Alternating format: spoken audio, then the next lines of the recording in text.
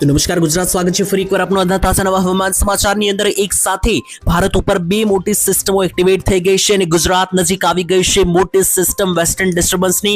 અને આ સિસ્ટમોને કારણે ગુજરાત રાજ્યમાં અંબાલાલ પટેલે જે જણાવી હતી આગાહી કે 5 તારીખથી હવામાન પલટાશે, એ આગાહી સાચી પડતી જોવા મળી રહી છે. ગુજરાત રાજ્યની અંદર 5, 6, 7, 8 અને 9 તારીખ સુધી હવામાનમાં અચાનક આવવાનો છે એક મોટો પલટો.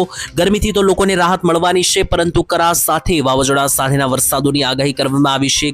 એક સાથે 12 રાજ્યોમાં ભારતની અંદર અસરો જોવા મળવાની છે, જેમાંથી ગુજરાત નજીક આજે સિસ્ટમ આવી છે. હવે આ સિસ્ટમથી ગુજરાતને કેટલી અસર થશે, કયા કયા જિલ્લાઓમાં અસર થશે અને કયા કયા ભાગોને વધારે અસર થશે, એ બધી માહિતી અમે તમને જણાવીશું આજના આ મહત્વના અને કામના વિડીયોની અંદર. ટૂંકમાં વિડીયો જે છે તમારા માટે ખૂબ કામનો રહેશે, કારણ કે ગુજરાતમાં આગામી દિવસોમાં હવામાનમાં જે કંઈ પણ મોટી અપડેટ થવાની છે, જે કંઈ મોટા ફેરફારો થવાના છે, એ બધું આપણે એક પછી એક અને વિસ્તારથી સમજીશું આ એકમાત્ર વિડીયોના માધ્યમથી. અત્યારે હાલ ગુજરાત નજીક જોઈ લો તો ભારતની અંદર ટૂંકમાં બે મોટી સિસ્ટમ એક્ટિવેટ બની ગઈ છે. અહીંયા તમને લાઈવ દેખાડી દઉં તો જોઈ લો મિત્રો, આ બંને સિસ્ટમો અત્યારે હાલ એક્ટિવ બની ગઈ છે ભારતની અંદર. તેમાંથી એક સિસ્ટમ મિત્રો ખૂબ નજીક છે હવે ગુજરાતની. આ પહેલા નંબરની જે સિસ્ટમ છે મિત્રો, જોઈ લો ગુજરાતથી માત્ર 200 કિલોમીટર જેટલી દૂરી ઉપર છે અને એની અસરોને કારણે ગુજરાતમાં આગામી કલાકો જે છે તે ખાસ કરીને હવામાનમાં આવશે મોટો પલટો.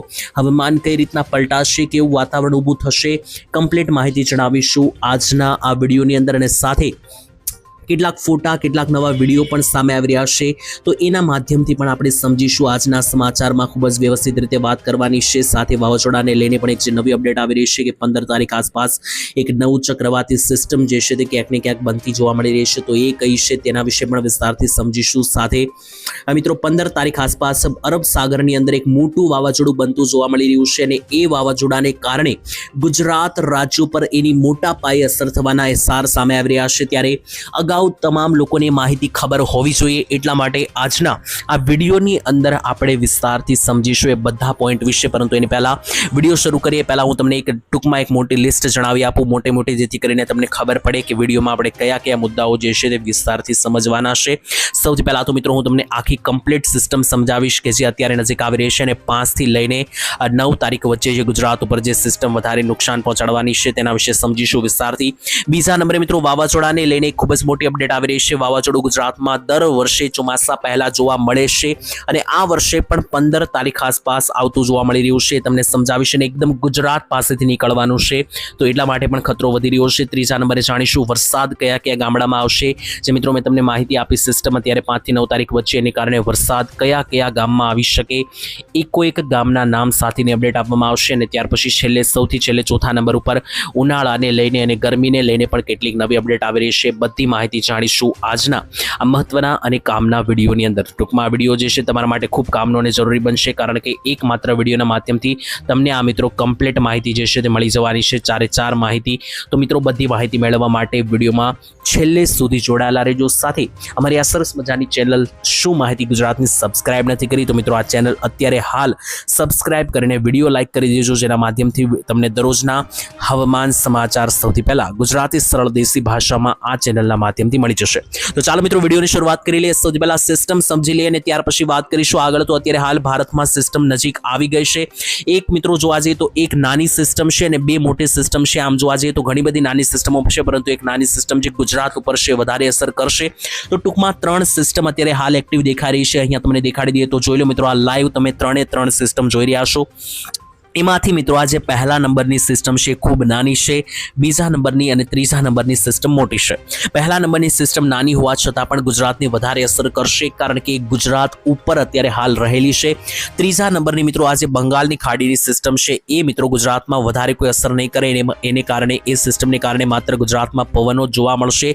પરંતુ આ જે બીજા નંબરની સિસ્ટમ છે, ઝૂમ કરીને દેખાડીએ તો જોઈ લો મિત્રો, ગુજરાત રાજ્ય જે છે તે અહીંયા નીચેના પટ્ટાની અંદર આવેલું છે અને ગુજરાતની એકદમ ઉપર જ મિત્રો આખે મોટી સિસ્ટમ બનેલી છે અને ધીમે ધીમે આ સિસ્ટમ નીચે તરફ આગળ વધી રહી છે, જેને કારણે 5 તારીખ આસપાસ તેની વધારે માઠી અસર થવાની સંભાવના સામે આવી રહી છે. જેને કારણે અંબાલાલે જે અપડેટ આપી હતી કે ગુજરાતમાં 5, 6, 7 અને 8 તારીખ દરમિયાન જે વરસાદી સિસ્ટમ બની શકે, એ મિત્રો જોઈ લો. આ લાઈવ તમે જોઈ રહ્યા છો. આજે રાજસ્થાન ઉપર અત્યારે હાલ સિસ્ટમ છે અને રાજસ્થાનમાં અત્યારે હાલ કડાકા ભડાકા સાથે જે વરસાદ શરૂ છે, એ જ સિસ્ટમ આ રીતના નીચે તરફ ગુજરાત તરફ આગળ આવીને ગુજરાતમાં 5 તારીખ અને મંગળવારના રોજ આખો દિવસ જે છે તે મિત્રો ભૂકા બોલાવતી જોવા મળી શકે। ત્યારે જે કંઈ પણ અપડેટ આવી રહી છે તેના વિશે સમજીએ તો મિત્રો પહેલી અને બીજી સિસ્ટમ એ તમને જણાવી દીધી।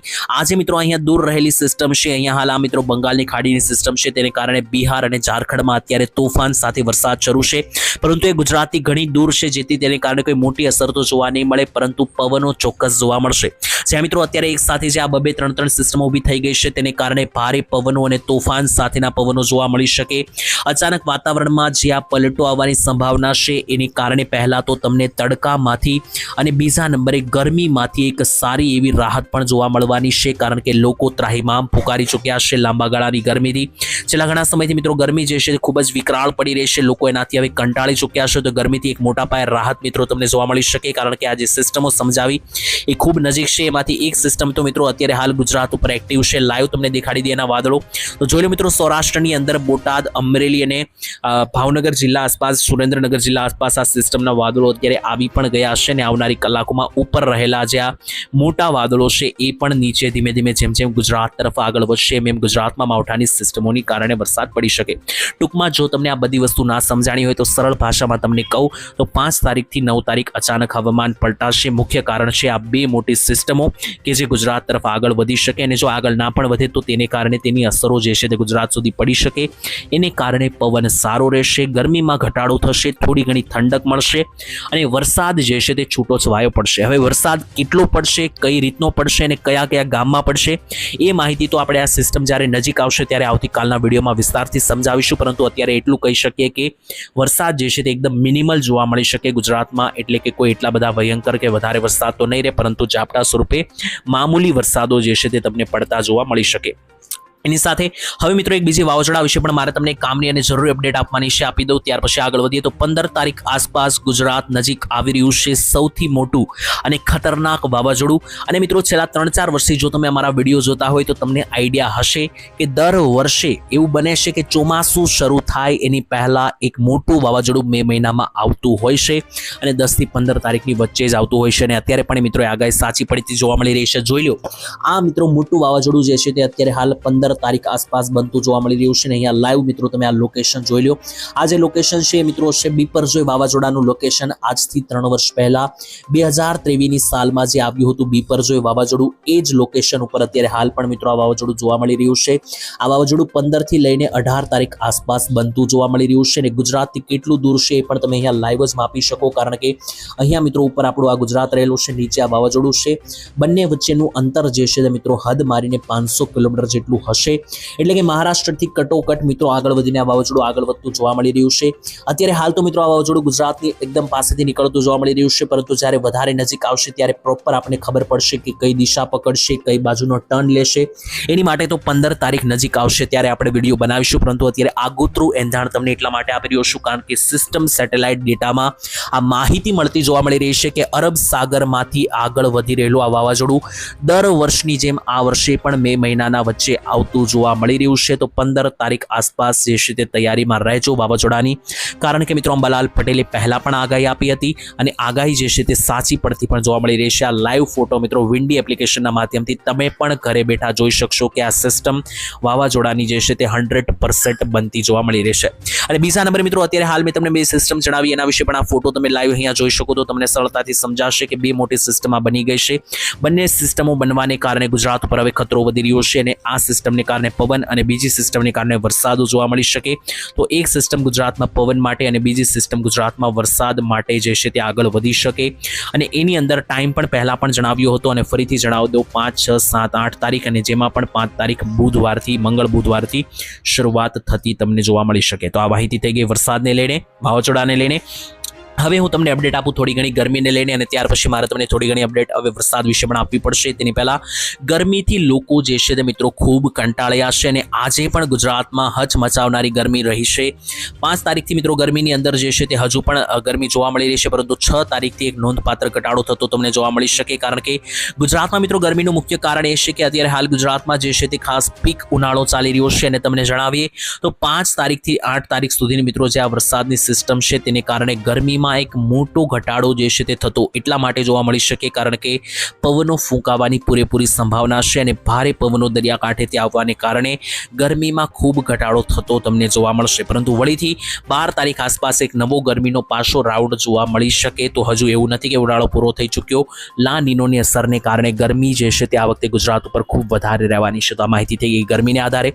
હવે થોડી ઘણી અપડેટ વરસાદને લઈને પણ મેળવી લઈએ. તો વરસાદને લઈને શું નવી અપડેટ છે, કઈ રીતનો વરસાદ જે છે તે ગુજરાત રાજ્ય નજીક આપણને બનતો જોવા મળી રહ્યો છે. સૌથી વધારે ખતરો તો ઉત્તર ગુજરાતમાં જ રહેવાનો છે કારણ કે સિસ્ટમ ઉત્તર ગુજરાતથી જે છે તે આગળ વધી રહી છે. બાકી તમને અહીંયા વાદળોને આધારે સમજાવી જેનાથી તમને વધારે ખ્યાલ આવશે. તો વાદળો જે રીતના બની રહ્યા છે તે પ્રમાણે અત્યારે હાલ આખા ગુજરાત ઉપર જે છે તે 5 તારીખ આસપાસ ભયંકર લેવલના વાદળો જે છે તે અહીંયા જોઈ લો તો બનતા જોવા મળી રહ્યા છે. પરંતુ આઇકોન વેધર અનુસાર સૌરાષ્ટ્રના કેટલાક ભાગોમાં આજે માવઠા પડવાની સંભાવના છે કારણ કે વરસાદની સિસ્ટમો મેં તમને જે જણાવી એને આધારે અહીંયા પણ મિત્રો તમે લાઈવ જોઈ શકશો કે સૌરાષ્ટ્ર ઉપર અત્યારે હાલ જે સિસ્ટમ બનતી જોવા મળી રહી છે. તો એ ભાવનગર, અમરેલી અને બોટાદનો જે આ પટ્ટો છે ત્યાં આગળ આસપાસ છૂટા છવાયા માવઠા સ્વરૂપે ઝાપટા પડી શકે. બીજા નંબરે હાલ અત્યારે મિત્રો વરસાદની કોઈ સંભાવના નથી પરંતુ જેમ જેમ 6 તારીખ નજીક આવશે, 7-8 તારીખ આવશે એમ આ સિસ્ટમ મિત્રો જોઈ લો આ ગુજરાત ઉપર જે આ સિસ્ટમ છે આ કઈ બાજુનો ટર્ન મારે છે ખાસ જોવાનું રહેશે.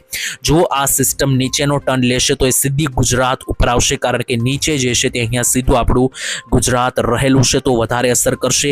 પરંતુ જો આ સિસ્ટમ જે છે મિત્રો ટર્ન મારીને કોઈ બીજો રસ્તો અપનાવશે એટલે કે જો આ સિસ્ટમ ટર્ન મારીને જમણી તરફ જતી રહી તો બંગાળની ખાડી તરફ અને ડાબી તરફ જતી રહી તો પાકિસ્તાન તરફ જતી રહેશે તો ગુજરાતને ઓછી અસર થશે. તો હવે સિસ્ટમ કઈ બાજુ જાય છે ને આવનારા સમયમાં કઈ બાજુનો વળાંક લેશે તેના ઉપર આપણી પૂરેપૂરી નજર રહેશે.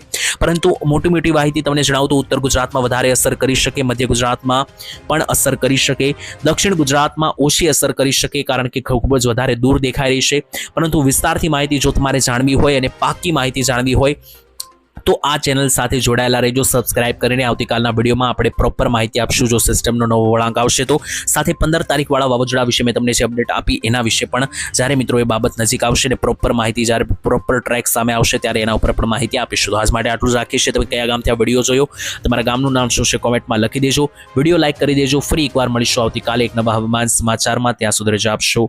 ધન્યવાદ. જય માતાજી, જય દ્વારકાધીશ.